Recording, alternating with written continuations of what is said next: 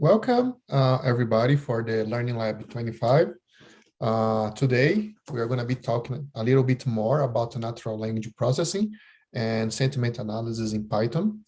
It's kind of a continuation of the last lab, what we did. We are going to go a little bit deeper about the natural language processing and what we are doing and some different methodologies. Most specifically, we're going to go a little bit deeper on the TF-IDF methodology that help us to choose which words we want to use and also give you weights for each word in each document that we have. So let's just start the presentation. So just starting talking about the CRUZ Data Science Initiative. We are a subgroup inside the CRUZ. CRUZ is a consortium at the University of Calgary that does research focus on seismic and elastic wave seismology. And the Data Science Initiative, it's a subgroup that has a more broad type of data sets that we work, that we do. We work on data science projects, everything that's related to geoscience, energy, sector, environmental, and engineering, and other stuff. As well, we provide programming training in Python, R, and MATLAB that can go from doing basic programming, how to learning the programming, and up to applications in machine learning and how to build apps using Python and R. And also provide those free webinars bi-weekly that we call the Learning Labs. It's free to join, open to everybody. It's recorded, you can see after as well, if you have any questions. And all the material you can download in the CRUZ website. If you go to the CRUZ website, click in the research and data science, you're gonna see all the past webinars that we did. And you can download the document, you can watch the video and so on. Also, we have a group at the Meetup. So if you wanna stay tuned about these events, you can both register for our newsletter in the CRUZ website, or you can join us in our Meetup group, because we always announce also the events in there. And about the hosts, today Brian couldn't join us, but he's one of the hosts of this event. And I'm Marcelo Guarido. I'm a data science with a PhD in geophysics, and I'm the head of the CRUZ Data Science Initiative. And I'm the one that's going to be doing the presentation today. So I'm going to pass to Daniel. Hi, I'm Daniel Prada, and I'm associate professor at the University of Calgary, and helping Marcelo with machine learning. I also teach a course in machine learning in the department. And now to David Emery. I'm David Emery. I'm actually a PhD student with CRUZ, but I'm also the CSEG Director of Education and retired from industry after 30 years. Okay, thank you guys. So Daniel and David, they are gonna, if you have any questions today, Daniel and David, they're gonna be answering to you on the chat. So you can use the Q&A option of this webinar to ask your questions, and they're gonna answer any questions that we have. So now, today's agenda, what you're gonna be talking today, you're gonna give an introduction to natural language processing, a few applications, where it's used, and a few things that we have to do, or not have to do, but it's recommended to do when you're processing texts. We're going to talk about the TF-IDF, and together with the TF-IDF with anagrams, when you combine words, we're going to go deeper as you go explaining, then go for a live coding in Python, and then some final notes or the conclusions. So for the first part, that's the natural language processing. Basically, natural language processing, or also called the NLP, is just the interaction is the field that work with the interaction of between computers and human language, with the idea that someday you can talk to the machines or make machines talk to us, and also work with data sets that they can recognize our voice and they can do some predictions or do some work for us, like Alexa, that Siri that works with recognize our voice, and so on. It requires, in general, a large amount of data to do that. So it's also a large amount of natural language data. So we need to have a lot of examples from different areas if you wanted to do something more general, or we need a lot of examples of a specific field if you want to do something more specific. And it's also need that we need to understand contextual writing. It's not only understand the words, but understand the order of the words and the combination of these words to the previous ones, or to the future ones that you're gonna come, or something that's gonna predict what are the future words. So basically the idea that you want is to create a kind of a computer that might be able to talk to aliens someday. You never know. We won't be able to talk to aliens. You will. So a few examples that you see in your everyday, the use of natural language processing. For example, the spam filter that we have in your email. They do that by selecting specific words that we have in the emails, and it's going to classify them as spam or not. The chat bots, how many times that you tried to chat online with service company. I have this all the time with my internet provider when I want to chat with them. So I always have to type, I want to talk to a human or not. If I don't need to talk to a human, they do the service for you. Also, the auto-completing in your cell phone or suggestions about the next word that you're going to be using. Things that if you realize in the beginning doesn't work properly, but as you keep using, it starts to be more precise because it's starting to have more data about you and start to make better predictions. Also, translation. You might use a lot the Google Translator, but that's also based on natural language processing. Even the auto-completion for when you're doing search in the internet. A few more examples that you can see that are more technical. I just selected two. One was called the clinical named entity recognition general model. So basically, it's the named entity recognition. That's a technique that read your text and it starts to classify parts of your text as a different type of organization. You can have, in this case, for the clinical, it's get a text that it's written, a report of a patient, and starts to classify everything that's inside it. So we have like a relapse at the course, the multiple myeloma. So it recognizes this term here as the diagnosis, the treatment name, the medication. So it starts to do that in text, inside the text.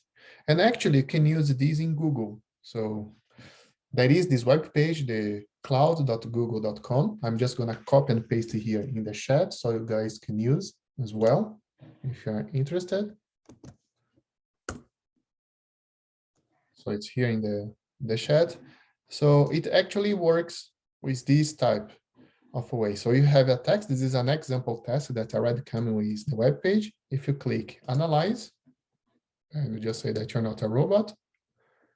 So it's going to classify each part of your text with something different. So Google here was classified as an organization. So it's basically a company. The mountain view, it's classified as a location.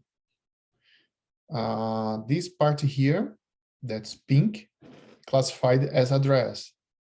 So, and you have price, number. So it tries to classify the whole text that you have.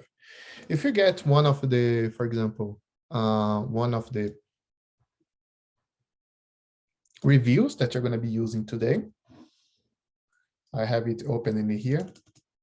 So if you just copy, and here, this is the potatoes were like rubber, and you could tell they had been made up ahead of time, being kept under a warm. So if you try to do that, actually, this is a very small text, couldn't identify anything. But if you try to use today's Learning Lab description, also I have open in here, and just an example. If you analyze, it starts to analyze different things. So the Learning Lab, it's recognized as an event. The Cruise Data Science Initiative, recognized as an organization. The Friday, this is in black, probably recognized as a date somewhere. So that is a different things that it's recognized. So it's the 48. Yeah, it's showing here, but it didn't show the type. And so on. So it does different things in the text. So this is a very nice example, and you can use in different areas. So this is a very useful method that you can use on different ways. And I can see this being used on different areas. We have in the geoscience world a lot of reports that we might need to do this type of a classification to extract the information easy and convert to a table. Another neat example is the text and coding auto-completion. So there is this company named Tab9. You use this a lot in my VS Code, that it actually starts to complete the code for you. It starts to predict the way that you code and what you are doing, and it's giving the prediction of everything that you want to do. So it's a very neat application. And for Python, there are actually different libraries that you can use, a bunch of different libraries.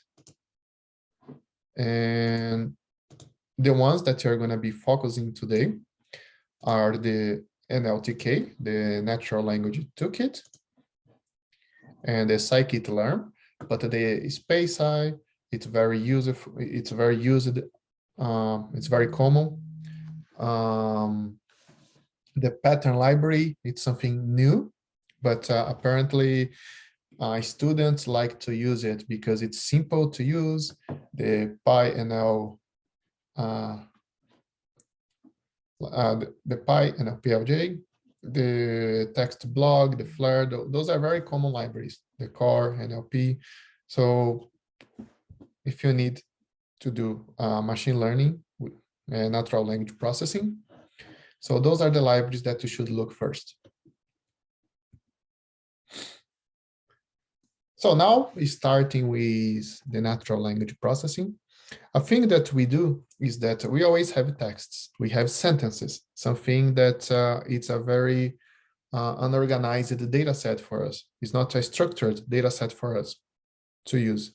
We like to use tables, basically. So the idea is that we have some kind of a text, and we want to convert to some kind of table that you could use it. And one of the things that is done, it's what is called the bag of words, is just the representation of the text that uses the occurrence of each word inside the document without keeping the record of the order between those words. So basically, it's just if that word exists in this document and how many times it appeared. So if you have this example, and here we have these two sentences: let the cat out of the bag and let the dog out of the bag. If you do the table of these, you're going to be counting every time that the word appeared for the first sentence, and it's going to be the first row, and when the word that appeared in the second sentence, how many times they appear, and they're going to be filling in the second row. So for example, the word let appeared once, then the word the appeared twice. The word cat appeared in the first one, didn't appear in the second. The same for the dog, not appeared for the first, but appeared for the second, and then all the others appeared once. So that's a simple representation of the bag of words. And actually that's what we did in the last learning lab, when it did the count of the words and started to do the analysis of that. What we did also in the last lab is to select the most important words, because there are a few words that are quite common in any type of a text that you're doing. Those are words that are quite common, and depending on what you're doing, your machine learning, it might not help you in your classification or regression or whatever you're doing. So for example, words like the, it's a very common word.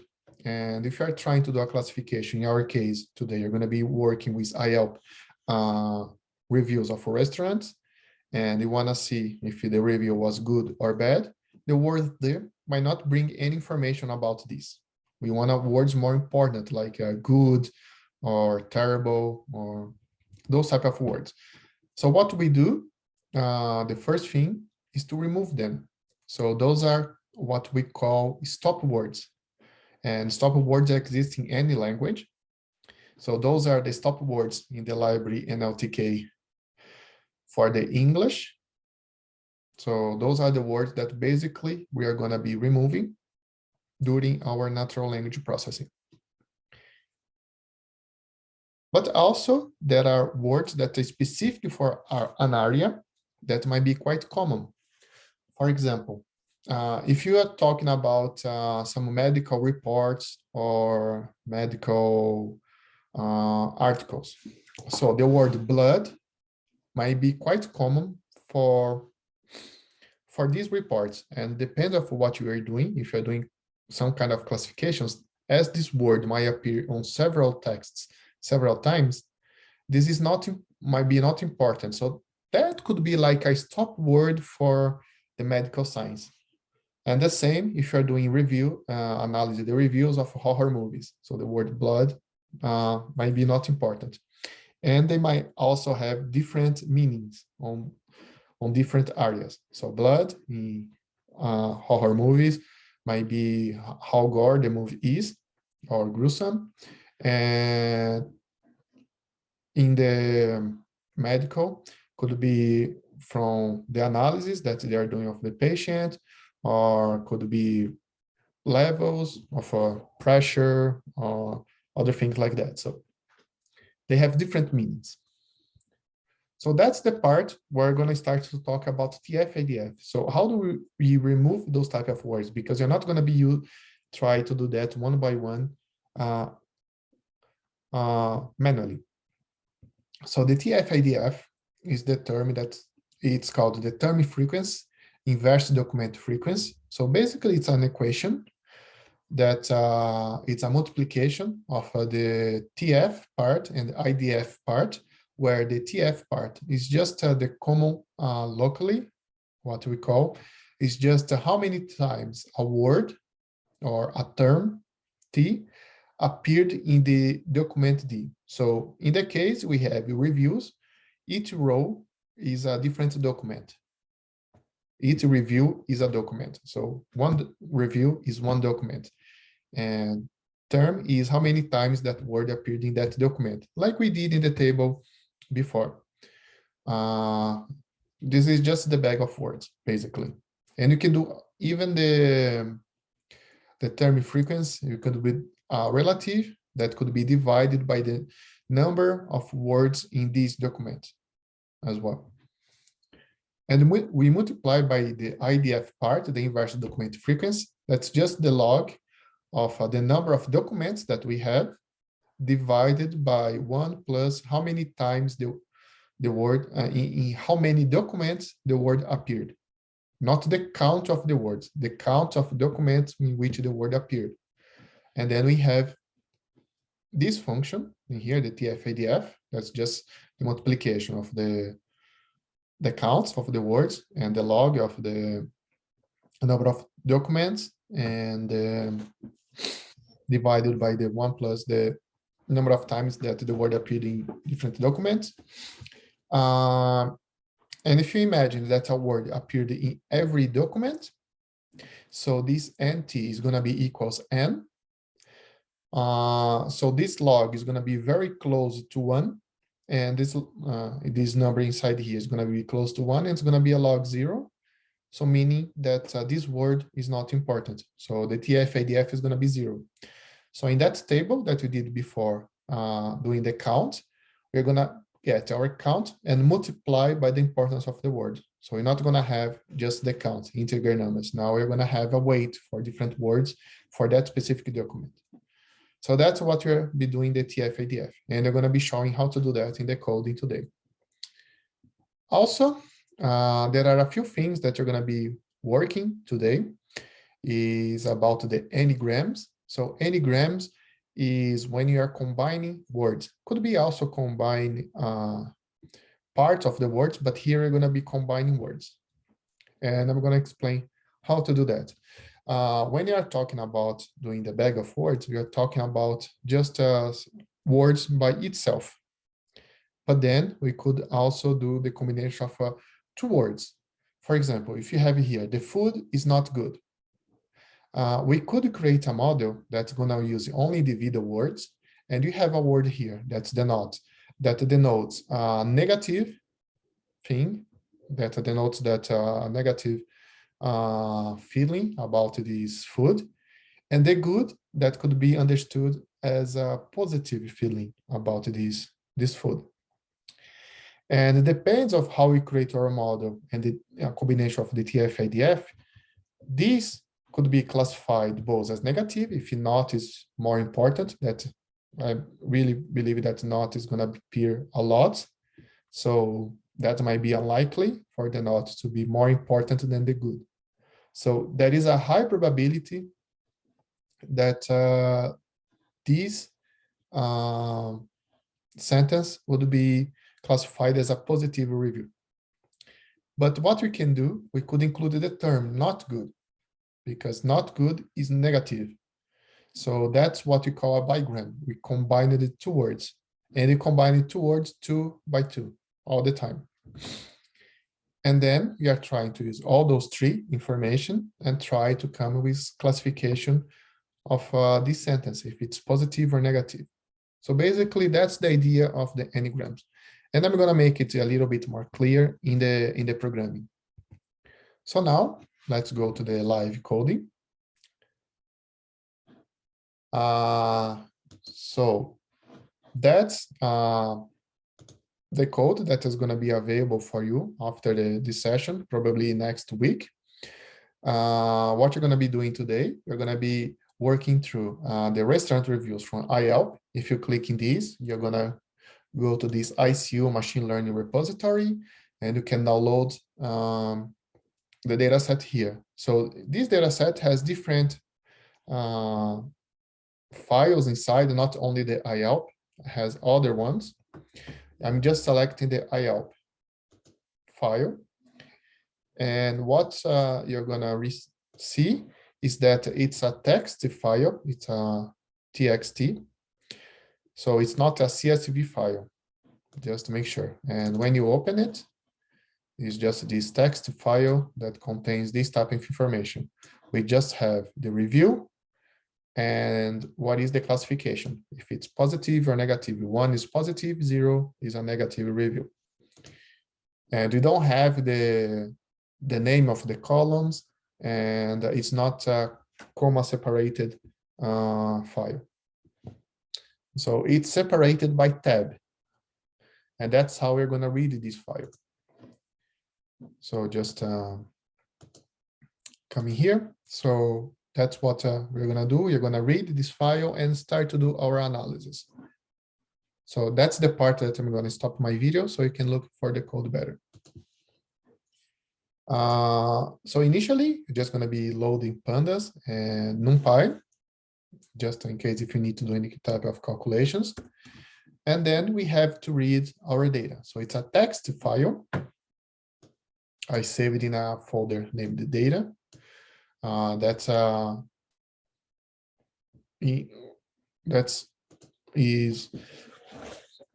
one folder back in our working directory.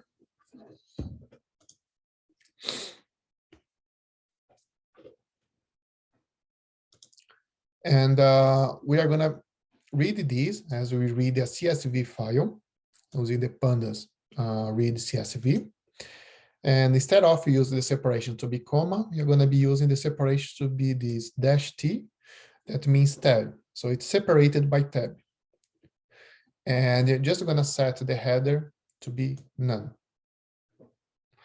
That means that we don't have a row that contains the header. So when you read this file, that's what we have. We have one column with the reviews and another column with the classification of the reviews. And here, what I'm just starting doing is just to rename the columns. So the first one is going to be the review. The second one is going to be the sentiment in place. And that's it. So that's the data set that we have. And here we are just checking one of the reviews. For example, if we have this review 500, so that's the review that we have. I also had to taste my mom's multigrain pumpkin pancakes with speck and butter, and then were amazing, fluffy, and delicious. So that's probably a positive review that we found here. So then we have to start to do some analysis in our data set. So that's the part that I'm going to start to do the live programming. So the first part that I'd like to see is that if you have duplicated rows, that means that if you have rows that are 100% equal to each other, so that they would be simply redundant information. So we do that by type the name of the data frame, reviews dot duplicated. That's just a method in the pandas, and then you get the sum. When you run that, we can see that we have 4 duplicated rows in here.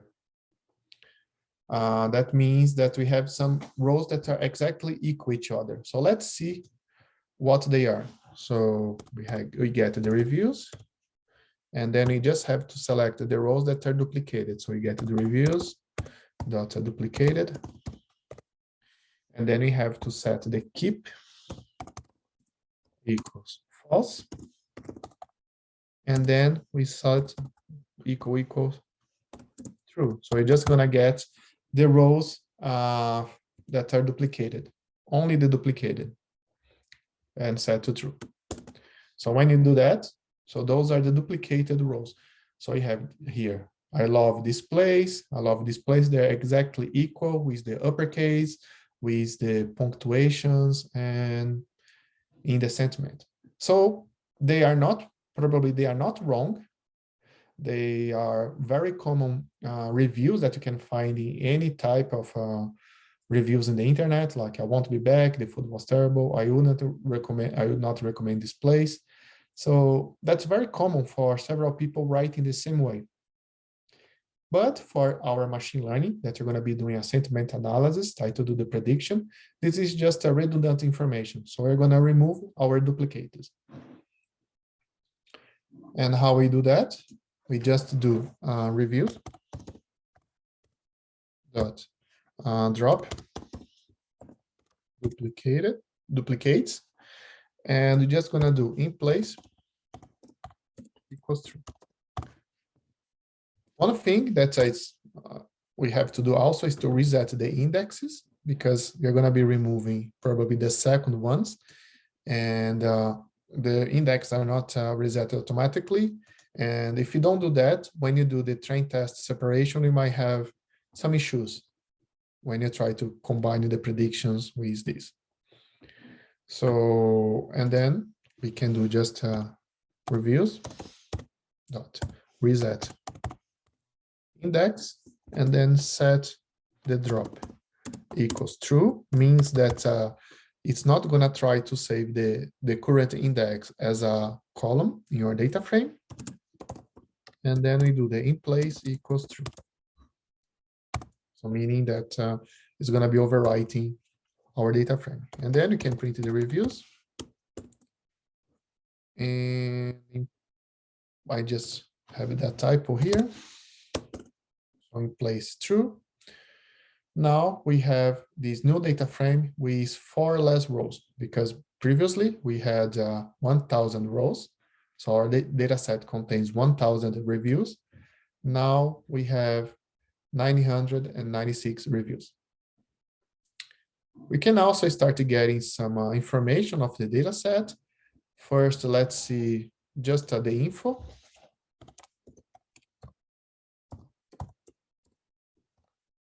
So those are just step-by-step that we do in the data science.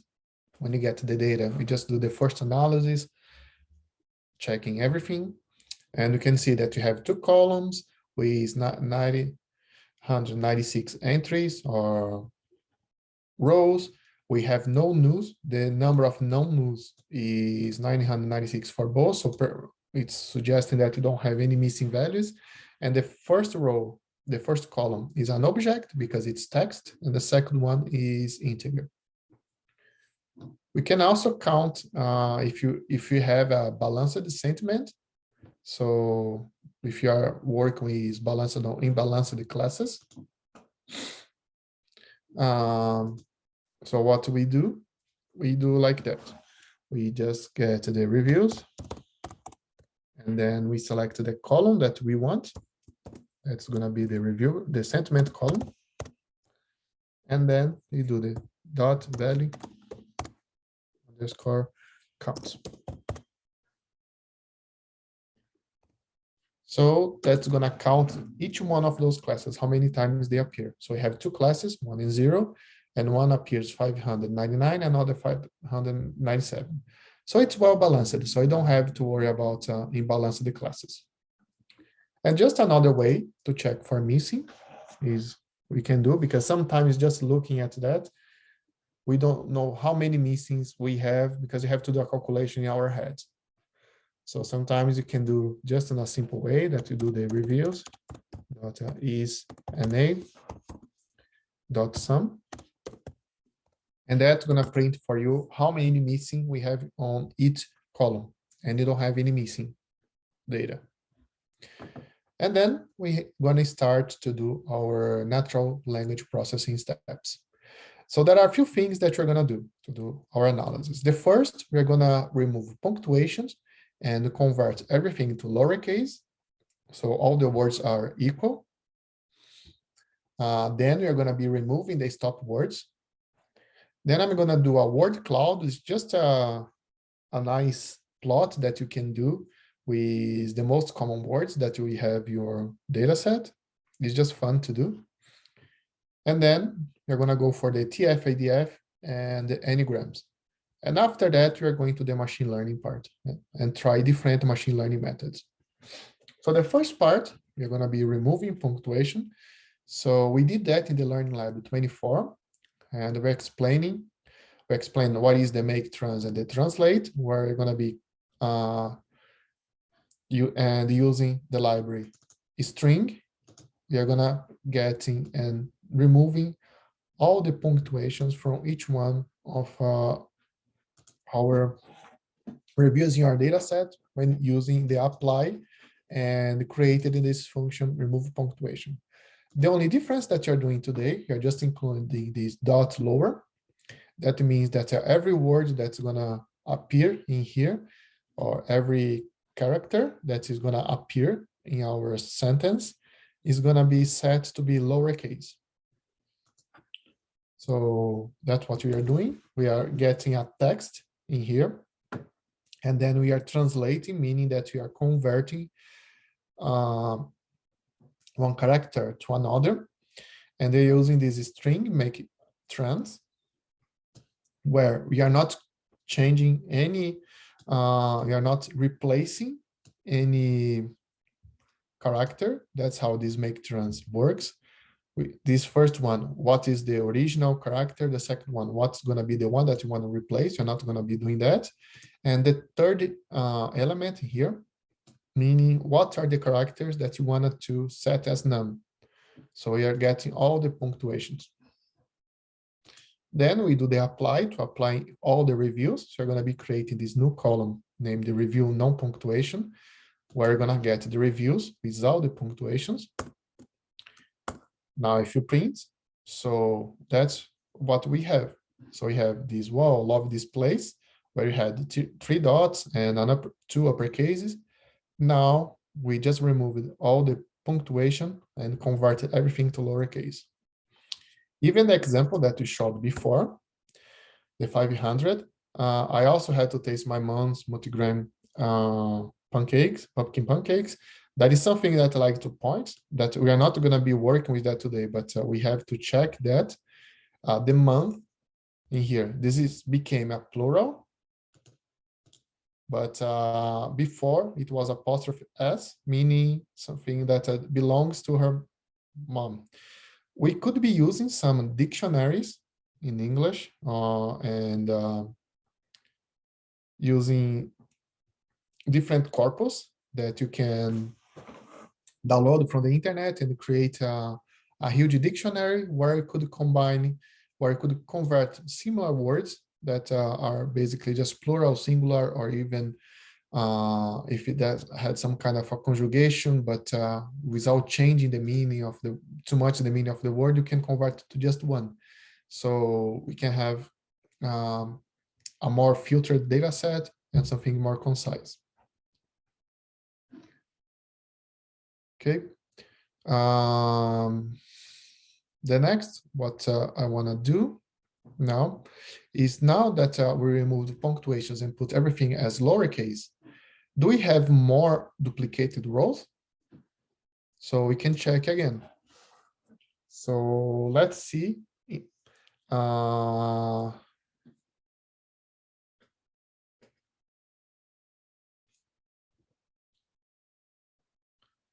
When you have the sentiment, and with the sentiment, no publication. So let's do reviews. If you have now, with this new column, the reviews with no punctuation, sorry. So you have the sentiment that you want to check, only these two columns, and the review, and no punctuation. And then you wanna check again if you have duplicated. Oops. And calculate the sum. Okay, so now we do have duplicated again. So basically, when you did the conversion to lowercase and remove punctuation, we created new rows that are quite similar. And we can check them as well. So I'm just gonna copy this part here.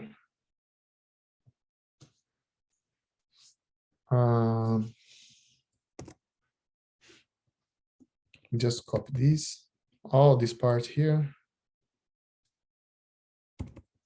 because we're gonna do it like we did before. So we're gonna do the reviews. We open the brackets, so we're gonna do that. When duplicated, the keep equals false, and that should be inside here. And when it's true, and those are the duplicated rows. So we are just printing them. So we had here in the review previously, it was different before because one was a period and another was an exclamation. But now when you remove these punctuations, they became equal. So that's why you had to do again to check for duplicated after doing this preprocessing. So let's remove the second one, because then we're going to have, this is also going to be redundant information. So you can just drop this index in here. So let's do the reviews. Drop this specific index, the 744. Place equals true. And then let's just also reset the indexes. So we have to do the drop equals true, and in place equals true. And you can see the reviews now. If you do that, Now we have everything resetted, and now we have 995 rows. So we removed the 5 rows in this preprocessing. Now the next part that you're going to do, you're going to be removing the stop words, those words that are quite common that you're going to see, like is, was, just. So those are words that you're going to be removing. So we're going to be using this library NLTK, Natural Language Toolkit, and from the corpus that you're going to be using the stop words. The only thing that you're doing here, we are downloading the stop words just to update the stop words that we have. So I believe that you just have to do this once. After you do this download, you don't need to do this anymore. And then we have to set that we wanted to see the stop words in English. So let's get the list of stop words. So let's save this in stop words. It's going to be equal. And then you're going to use this function, stop words.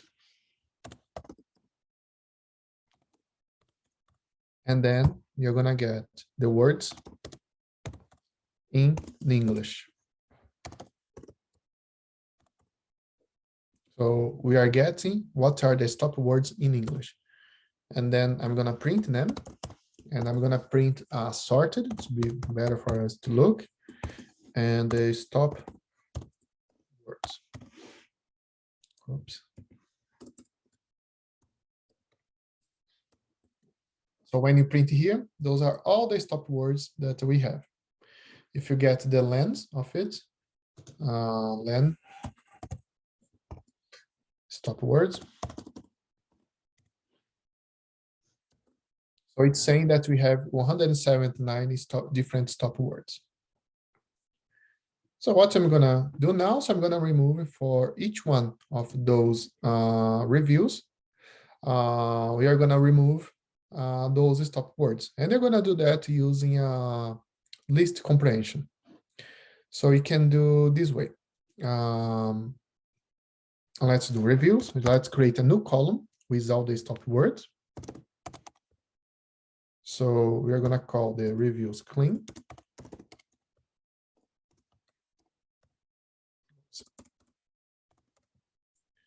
And it's going to receive the reviews, the ones that we remove the punctuations. Review no punctuation. And then we're going to do an apply. And inside the apply, I'm just going to do just press enter because it's going to be a little bit bigger, and they're going to do a lambda. So basically, I just create a function that's going to output x, where this is going to be the join of my space here, dot join. So we're going to be joining the words that we had before, joining them by a space, and it's going to be the word or word in x dot split. So x is the input of this. So this is the review. So it's a bunch of words. So it's gonna be, it's a text, it's a string, correct? Object. So you're gonna be splitting, meaning that you're gonna be splitting every word when it's separated by space. So we are getting every word in there. We are just separating and joining again. But then we are just gonna join them if word not in. And then let's do the stop word. So we're gonna get the review, separated all the words. So you're gonna create a list of like we have these above, a list of different words. And then you're gonna be joining them again in the same order that we had before, but only the words that are not in the stop words. So if a word is in this stop word, it's not gonna be used for the join. So that we're gonna create our reviews clean. And then we can even print the reviews. Okay. So now we have the original review, the sentiment, reviews no punctuation, and the reviews clean. Okay, the first thing that you can notice that there are a few words that are considered stop words that can change the meaning of our classification. So we have to be very careful what we are doing. For example, we have this review. Crust is not good. Is and not are considered stop words. So it's going to be removed. So after it's removed, we have crust good. So we changed the meaning of this review.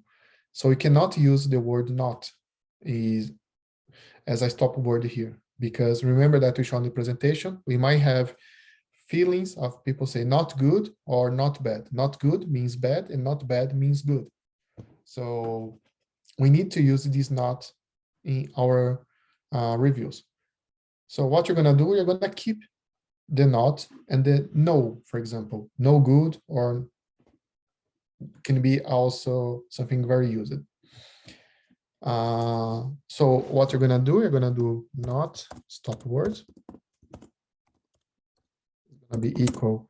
The words that you want to remove from the stop words, so it's going to be not and no. No. And then you're going to do a list comprehension. So stop words. I'm going to call new. It's going to be equal. A list comprehension x or x in stop words if x not in not stop words. So now we can see print again our stop words.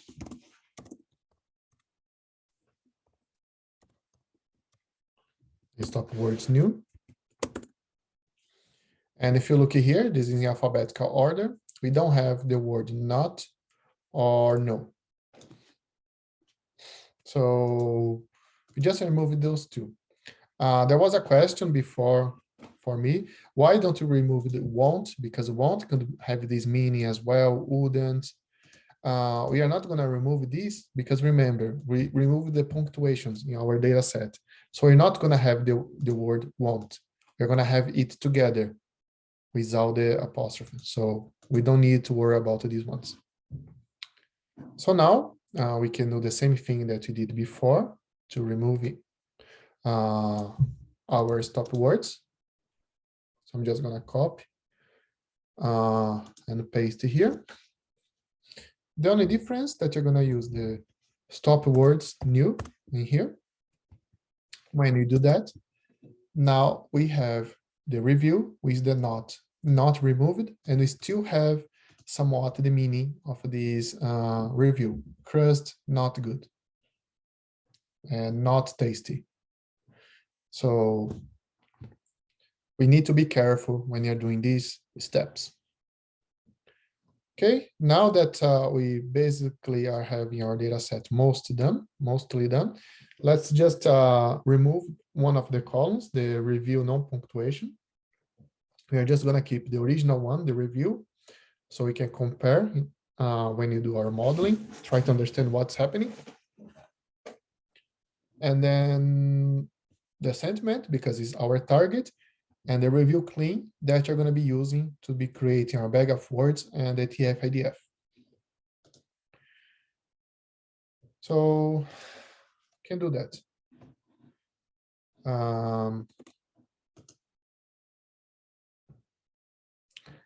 So okay, so let's do reviews.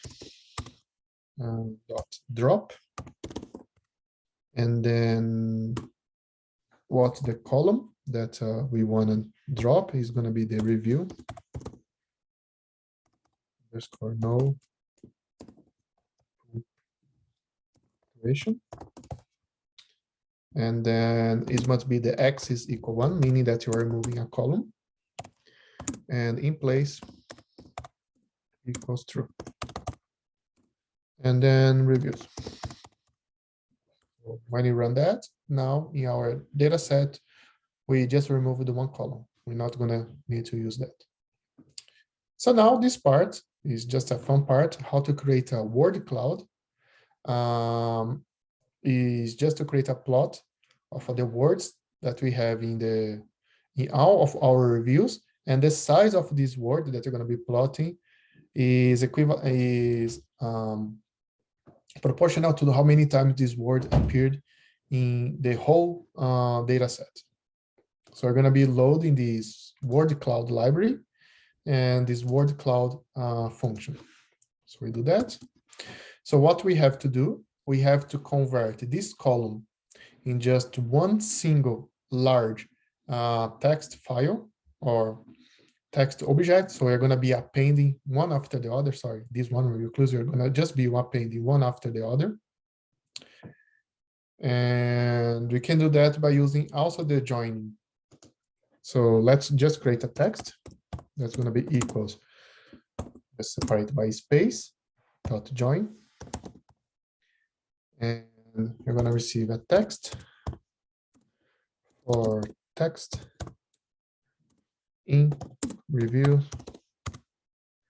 the review clean, and as type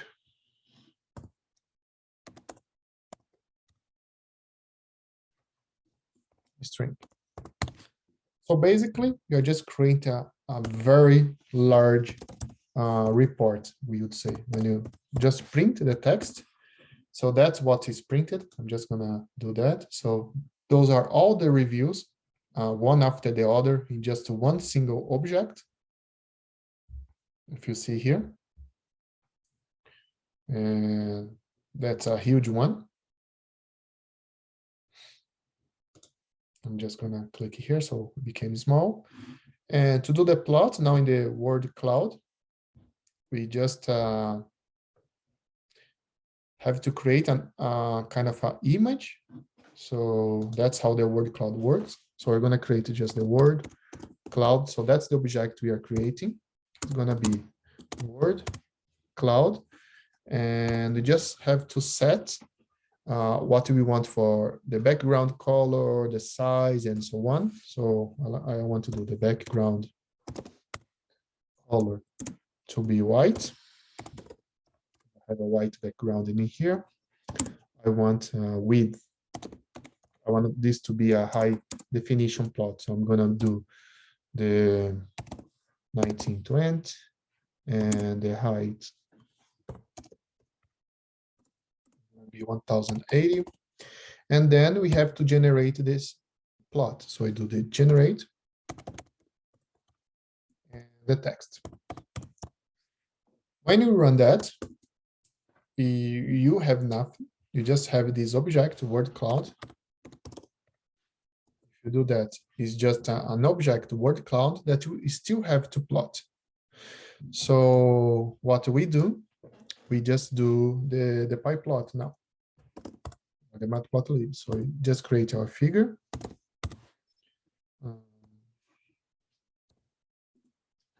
And then you can do the fig size, just to not be too large. Here, because I do in high definition, but I'm gonna print smaller here. It's just because I wanted to save in high definition, but to print here, I don't want to be it's so big. So let's do 10 by 5, and then you have to use the matplotlib using the image show, and that's when you're going to be showing the word cloud. Then you just need to do an interpolation here, just because of the colors and all the things that are coming here, to be bilinear. And then PLT, I'm just gonna set the axis to be off because axes have no meaning in here. And I'll do a tile layout.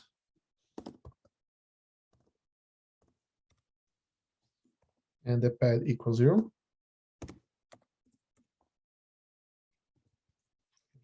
Pad. And then plt.show.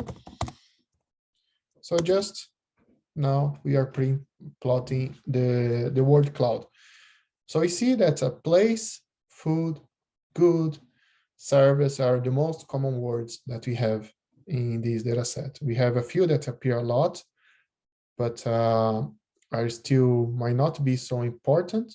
Like, for example, quite appears, but doesn't seem to be that important for our classification. I don't believe place might be an important word for us to do a classification, and so on. And just for you guys to know, I believe that every time you do the plot, we run this, we generate and do the plot, the position of the words are going to be different, and the colors. So if you get different ones, it's just because it's a random, the position.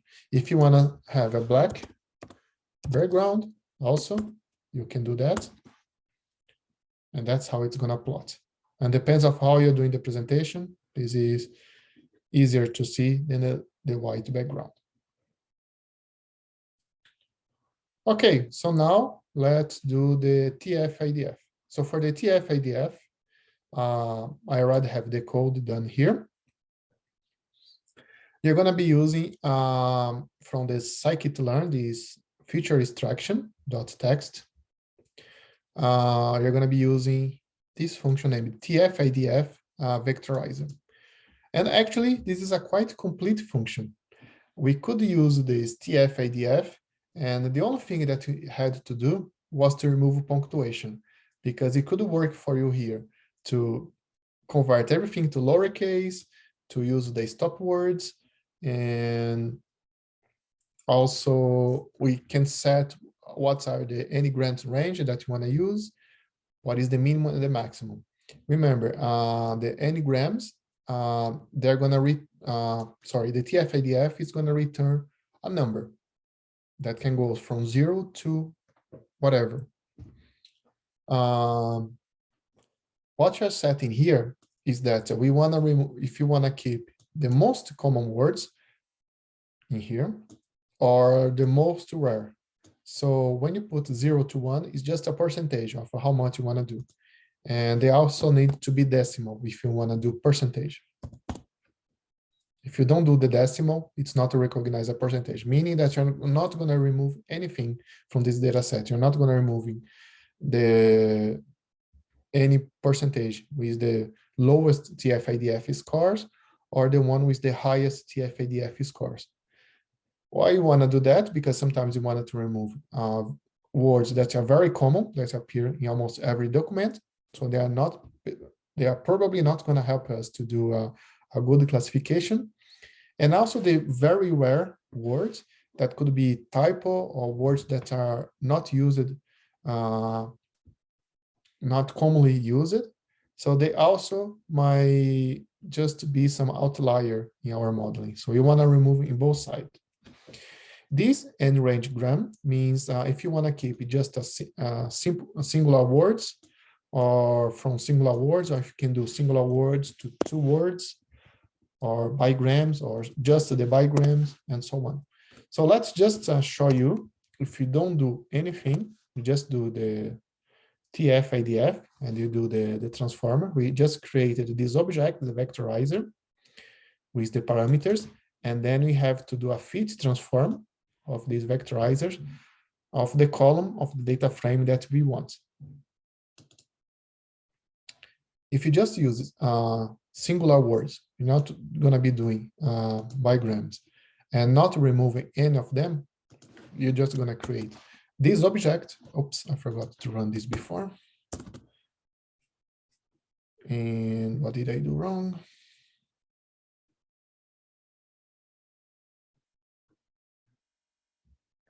Review clean. Did I type the name wrong of the review? I put reviews clean. So let me just fix this in here. I'm gonna do that. And here as well.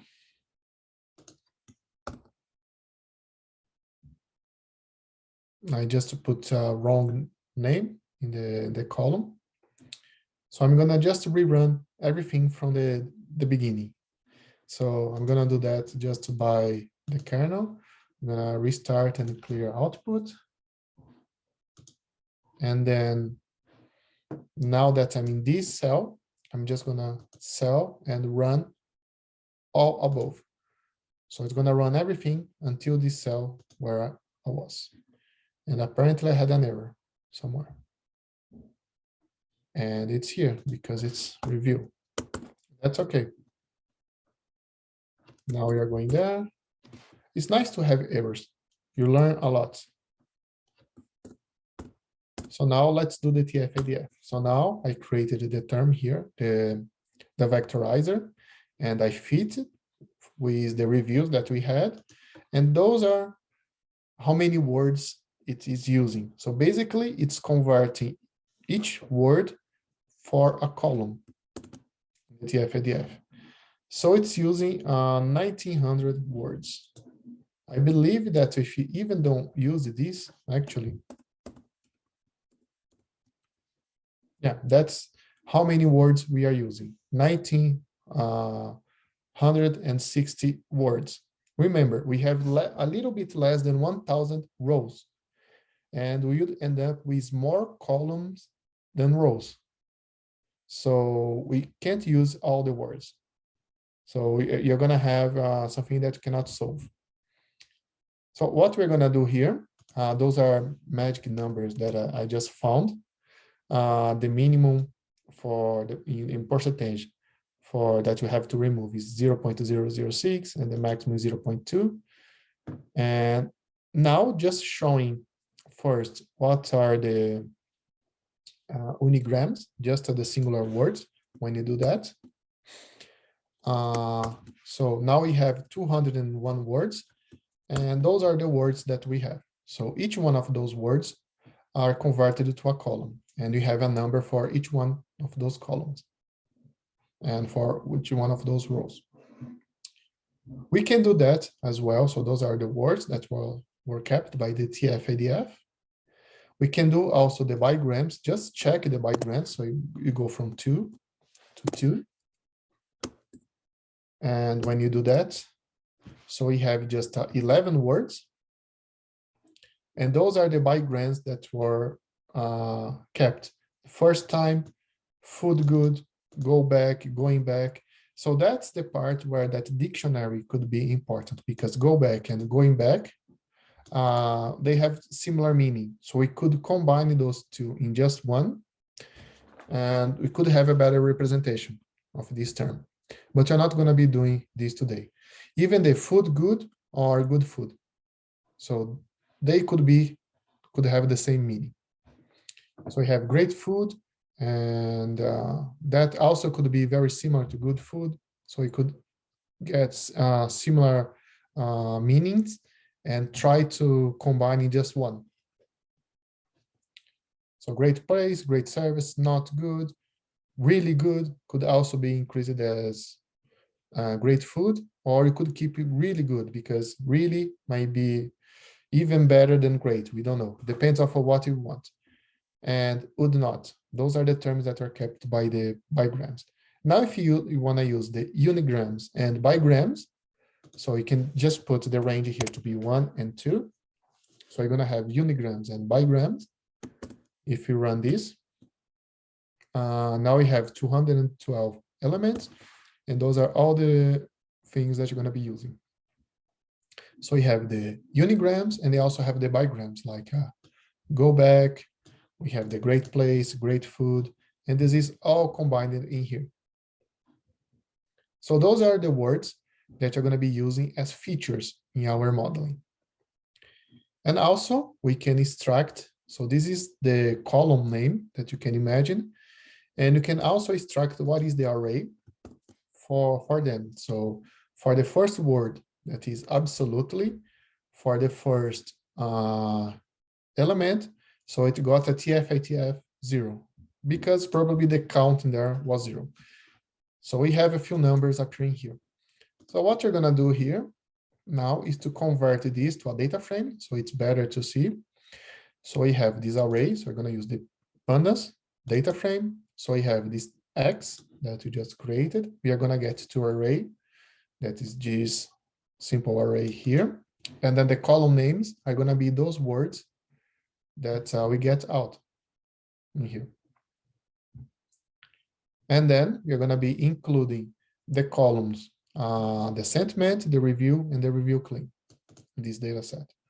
When you do that, so that's the type of data now that we have. Remember that I showed in the presentation one that was accounting, so that would be integer number, but now we have the TF-IDF. So Wood got this TF-IDF for the review 992. And here we have the review. Overall, not impressed, would not go back. And that's a negative review. So that's the TF-IDF part. So you can even check, do a small describe of what we have in each one of those columns in here. So you can see the minimum, the maximum is 1. And we also have what is the count, the mean, the standard deviation, and the quantiles. So mostly are close to 0, all the quantiles, but here we have this quantile that half, that's our sentiment, half is going to be 0 and half is going to be 1. So from 50% up, we have 1. The others are 0. And here, just to check if you have any missing, we actually don't have any missing because I did this analysis before. And that's the part that we go for the sentiment analysis now, and that you're going to be doing modeling. So the modeling is going to just try 3 different models, the logistical regression, the random forest, and the neural networks. Now that we have a data set in which you can do modeling, so each one of those words, they're going to be our features, and then you're going to be trying to predict what is the sentiment. The first part, we're going to be splitting our data set into train and test, getting 20% of our data set to be in the test. So randomly, 20% of our rows are going to be set to test, and the rest 80% are going to be the train. And I'm just setting the random state equals 1. So everybody's going to get the same random. So this random is going to be the same random every time. So we loaded here from the scikit-learn, the model selection, train test split, and it's using it. And here I'm just getting the shapes of the train test and the reviews original. So this one is just the sum of these and these. So it looks to be working properly. Now we are going to start doing first a logistic regression. So it's from the scikit-learn, the model, linear model, and then we can load the logistic regression. We're not going to be doing any cross-validation, just a simple logistic regression to have an idea. And then we are going to be setting what are our features and what is our target. So the features are going to be that words that came out from the TF-IDF. Those are going to be the column names that we want to use as features. And the target is going to be the sentiment. And then for the model, for the logistical regression, there are a bunch of things that we can set as the parameters. If you press Shift tab above the function that we have here, you'll see all the parameters that you can change. So one thing that I changed, it was for the solver. The default is to do the LBFGS. LBFGS is a optimization solution that does a calculation of the Haitian matrix when you are doing the optimization. But I selected to use the Newton conjugate gradient because it does a better but more expensive calculation of the Haitian. Also, the number of iterations. That would be 100. That's the maximum that you're going to run. So the variable is just to print information down here. The end jobs, meaning that I'm going to be using all my processors to run these. And the random state is for the initial coefficients that it's calculating. It's going to be the same random for everybody. So we're going to technically have the same results. So here, so I just run. apparently just did one iteration. It just required one iteration. And then I'm just now in the test, I'm calculating the prediction. So I got the model that's already trained. And then I do the dot predict and do the test files now in the features. So when I trained the model, I trained with a data set that never saw this data set. So now we're gonna just evaluate our model. So just saving a column of the test, and I'm just gonna be printing here a sample of the 20 and the semi-20 all the time. And you can start to see that we have some misclassification. For example, this one that was to be a negative sentiment was classified as positive, and you can check, but this is a very difficult to see. So this one that was negative, I think it was a little bit by luck because it gave it 2 thumbs. So why does this went to negative? Because it should be using the thumbs down. So probably we have to go back and check that, why we should be using the down. But we're not going to do that today. There is another one here that should be overrated. It's just got rated. And yeah, so those are a few that are just looking. You're not going to do any fixing, but you can understand why you are starting to have misclassification. Probably during our removal of the words, of stop words, we started to remove things that we didn't want to remove. So let's just calculate a few metrics. So we're going to be using the accuracy score and the F1 score to compare also with the other models. So the accuracy means that you have roughly 73% of our data correctly classified, and the F1 score was 0.7. The next one that you're going to be trying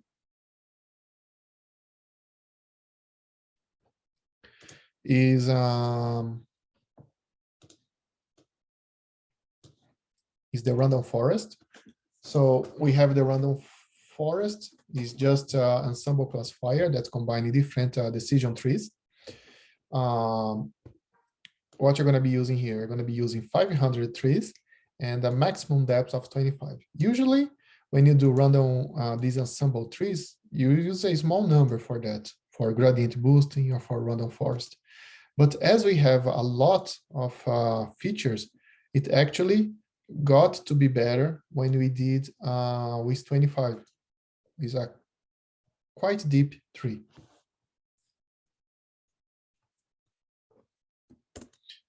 So, oops, I forgot to load. And then we're just going to train our model and do the same predictions the same way. And then we're going to start to see in here.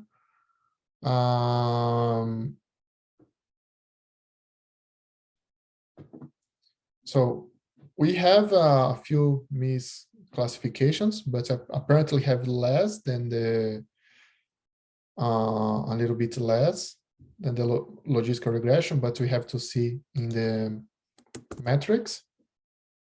So yeah, so we got way better metrics here. So we get roughly 80% of the data is correctly classified, and the F1 score is when rounding 0.76. And the last one that I'm going to be trying is the neural networks, just a MLP classifier. It's just a fully connected neural network from scikit-learn. I tried the different numbers in here. I got the best ones when I selected with 3 layers and each layers containing 15 neurons. The solver, I'm using the LBFGS to calculate also do the best prediction that it can.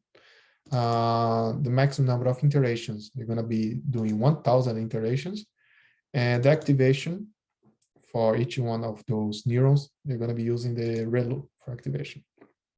So when you run this, so it got this one is the one that's going to take a little longer than the others. Luckily for us, we don't have a very huge data set, now, again, we are just printing here. So we have a few here that all the three models did a misclassification, like this one. So now the burgers aren't as good. So burgers aren't good pizza. So we have to check this. Why those three did a misclassification for this one. Also for this one, the three did a misclassification. So say bye-bye to your tipped lady. Say bye-bye, tip lady. So probably those words were not recognized as positive in our modeling. So we just made the model get confused. All the three models get confused because we don't have a clear negative word or enough data for us to understand these terms as negative. Probably we need more than bigrams. We might need triple gram, for example, or more. So we have here this index that I wanted to look better, those three. I did it wrong, and I want to check those two reviews. So what made them wrong? So what is the original review? Now the burgers aren't as good. The pizza, which used to be amazing, is dirty and flavorless. When we converted these burgers aren't good pizza, used amazing doggy flavorless. So apparently we have one negative word and two positive words. So we couldn't capture enough bigram to say they aren't as good because we removed the S and we didn't get any bigrams that was aren't good. So that probably would change a lot our predictions. So what I suggest is that we would require more data, way more than 1,000 rows, and work better in our combination of words in this. So we could improve a lot our predictions. And here are just the scores for the three models that we tried. So we see that the neural networks actually got a similar score as the logistic regression for this data set, because we don't have a large amount of data. Probably if you have more data, the neural network would starts to behave a little bit better. But for this data, the random forest did the best predictions. So that's what I wanted to present for the code today. Then I'm gonna just finish with our conclusions and final notes. So what we saw today for the natural language processing, we saw main applications that we just pointed some applications that you see in your everyday usage. As well, the most common Python libraries used for natural language processing. We went through what is the bag of words. That's basically just counting how many words are inside a document without caring about its position or its meaning inside there. We also did the removal of stop words, explain what they are and why we're removing them, and how careful we need to be when removing stop words, because some stop words might be quite important for us, actually. Then we went to the TF-IDF. That's when you are weighting each word by its rarity inside the document and inside the whole data. And we talked about the n-grams, how the n-grams can affect your predictions. I actually didn't do the predictions without the n-grams and with the n-grams to compare. But that's something that you can try as soon as you have the code. And then during the live programming, we showed some principles of natural language processing, just a few things that you can do with natural language processing. And then we applied the different machine learning models for the classification. And then we applied to YELP's restaurant reviews for a sentiment analysis. So that's what we have today. I'd like to thank everybody for joining us. And please don't forget to follow us on our YouTube channel, Twitter, and LinkedIn. And if you want more information, and also watch our recorded sessions. You can go for our YouTube channel or go to the Cruise website, and you can also sign in for our newsletter so you can receive newest information than what we're doing and when are the next events.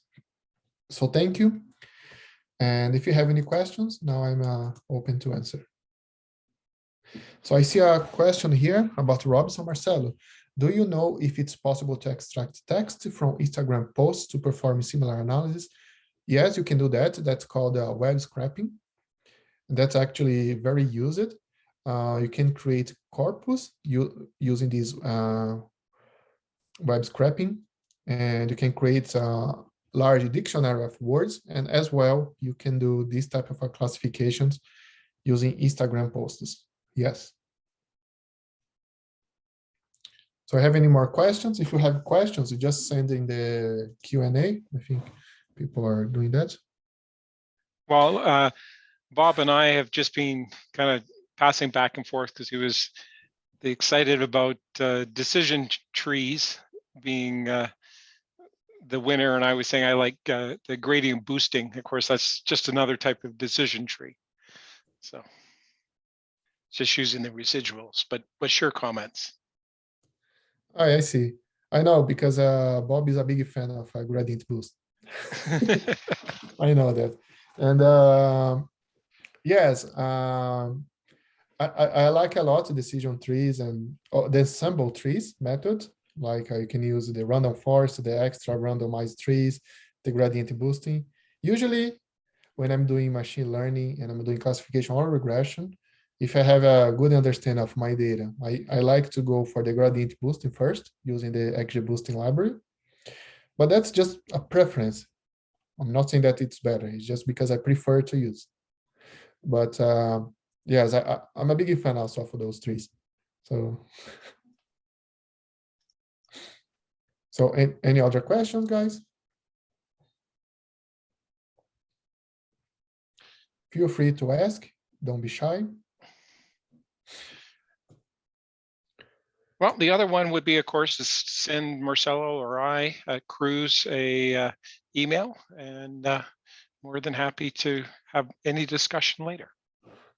Yeah, you can contact me by email, and I'm just gonna type my email here. You know, so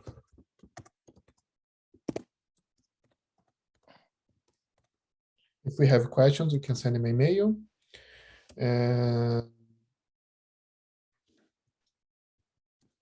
another thing, I believe I'm gonna stop sharing them if you don't have more questions.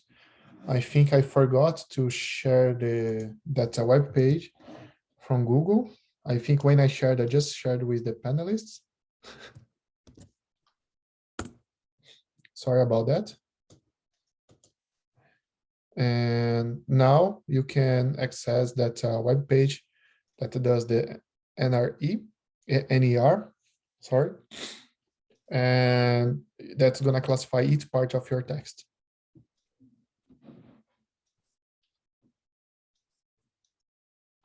So if you guys are done, no more questions, I'm going to stop the recording. And again, thanks everybody for joining us.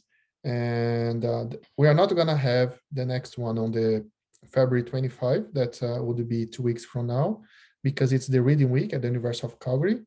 So we're going to be doing in 4 weeks from now. We're going to skip the next one, and then we're going to be releasing the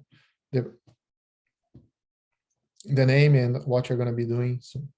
So thanks a lot, and see you soon.